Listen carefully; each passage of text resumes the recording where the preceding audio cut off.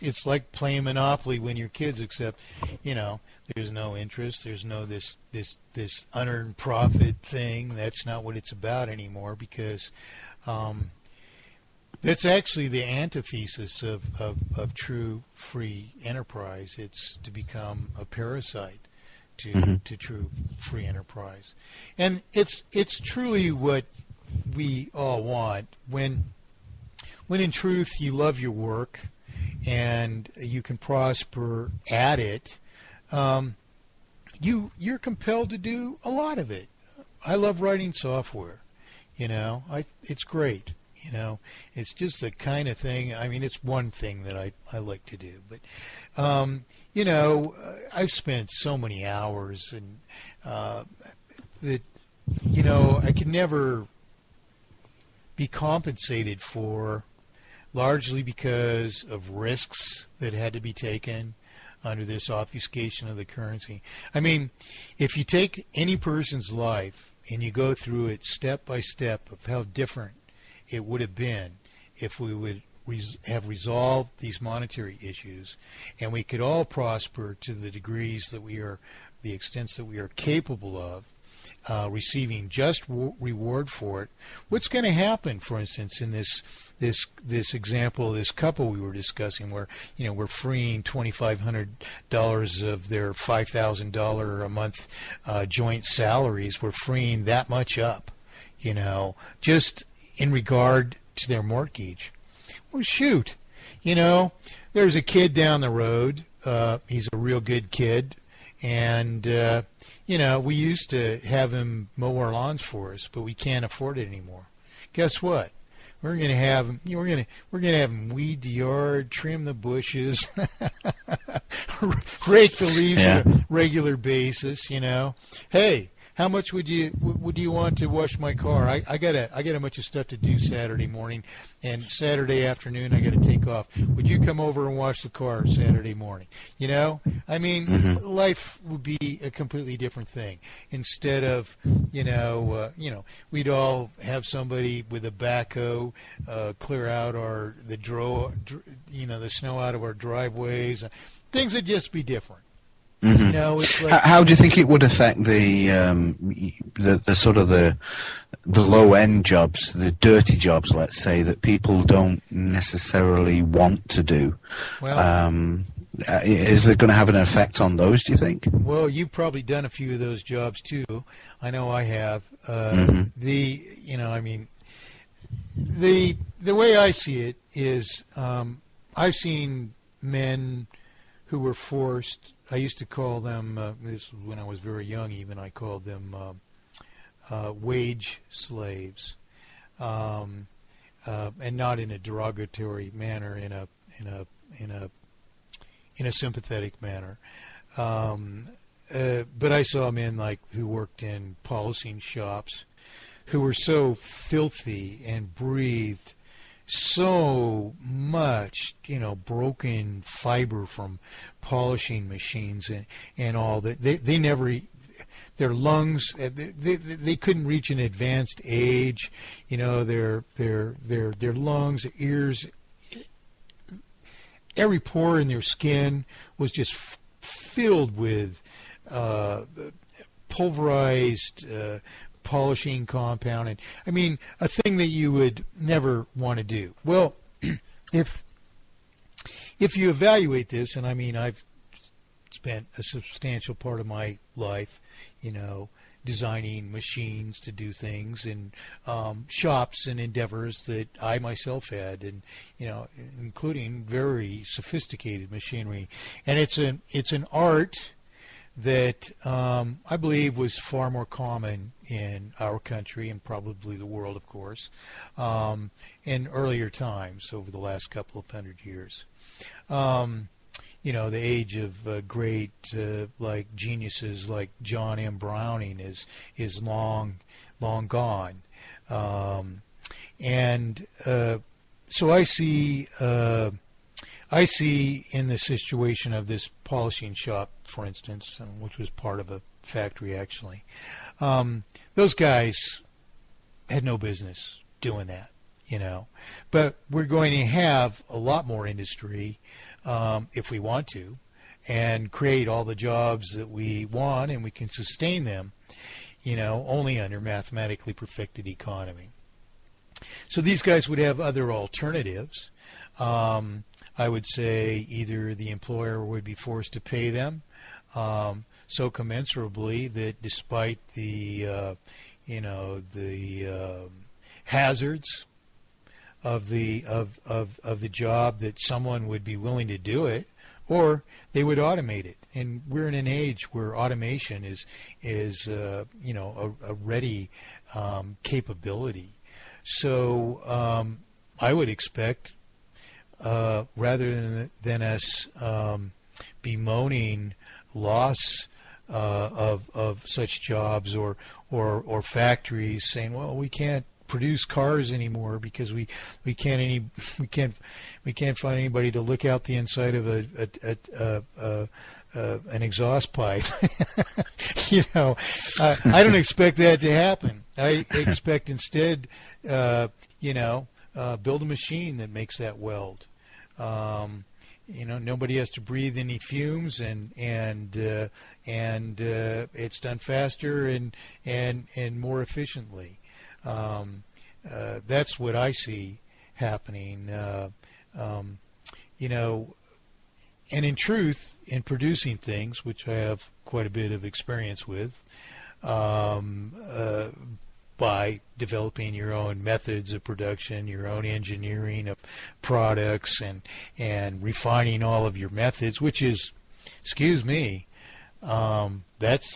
that's a lot of fun. That's what life's about. There's as much reward in coming up with a machine that did something that nobody else ever devised to do as there is from being rewarded by sales of a product that nobody else could turn out because they couldn't devise that machine. Those are two things which are phenomenal rewards to a life, which make us feel fulfilled as people. And so what I see is a return of the arts of development, of innovation. I mean, even in my own lifetime, my own generation was far more innovative at certain years, and it wasn't just because, at 16 we were so curious and ambitious. It was because, we could afford to do things. Now, I mean, if you wanted to go fly fishing, you could order a kit to build your first fly rod, and a book on how to fly cast, and a fly reel and lines and fly tying kit, and it cost next to nothing. You'd order it in mail order catalogs, and it would be extremely affordable. You could take care of the neighbor's dog for a weekend, and you could get into fly fishing, and literally. And now, quality fly rod could cost several $100, and wages certainly haven't increased proportionately to that. So I see, a restoration of innovation, particularly because the ability to monetize further production and innovation is indispensable to that, and you absolutely can't have that in this day and age under the terminal conditions of the final days of this lie we call economy. So I see more or less an immediate renaissance. I know if I was out there, not totally consumed in guiding this idea into fruition for so damn long, it's ridiculous. If I could return to being a young man when I started all this, and I can relate to any period in my life, I'm a world-renowned cane fly rod maker. If I could resume things that I did at any time in my life under the conditions that would prevail out of a transformation to mathematically perfected economy, I can't tell you how many times better off I would have been, you know.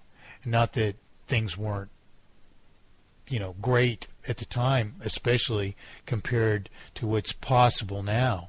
But if I look around myself at young people today, I pity them. I think, my God, we've ruined the world for you.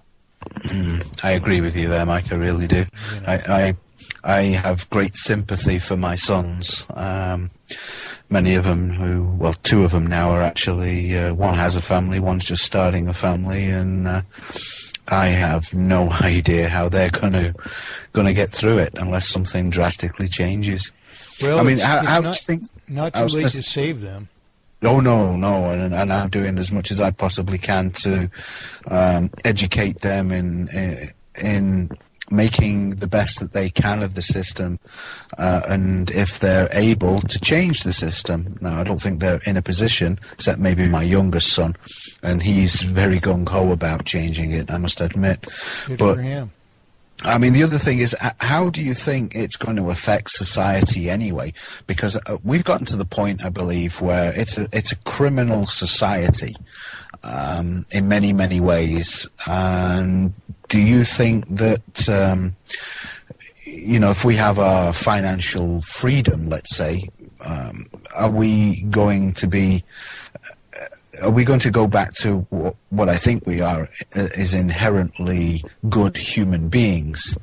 Or is there just a certain percentage, a certain number of humans that are inherently bad? We're going to have to suffer from them anyway. I have the same question myself, and in truth, only they can answer it. But, my observation is this, and I don't really know how inherently good we are. I have my questions about that. But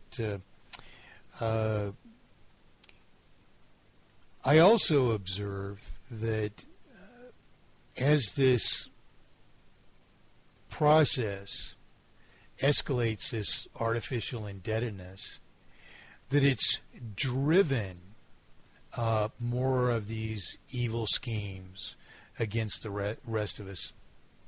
I'm sure you're pretty familiar with the Enron scandal. But these people who were involved in that, even speak today of it with a twinkle in their eye, as if, there was no reason for it not to work.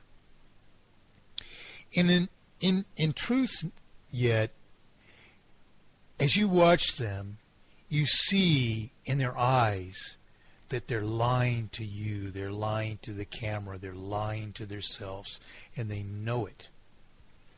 Now, they wanted to wear nice clothes, they wanted to be looked up to, they were vain, and they let vanity motivate them to do things that they know today are wrong, even though they're having still maybe a difficult time of coming to grips with it.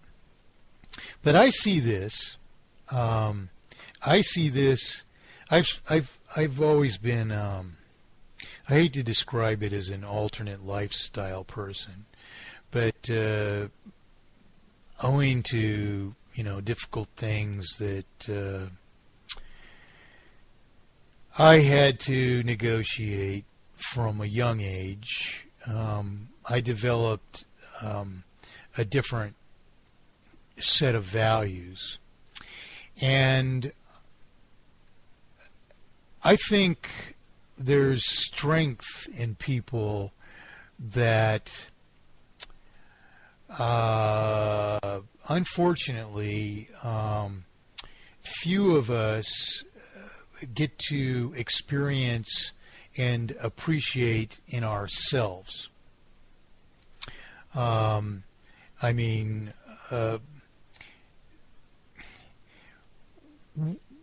truth, this world is such a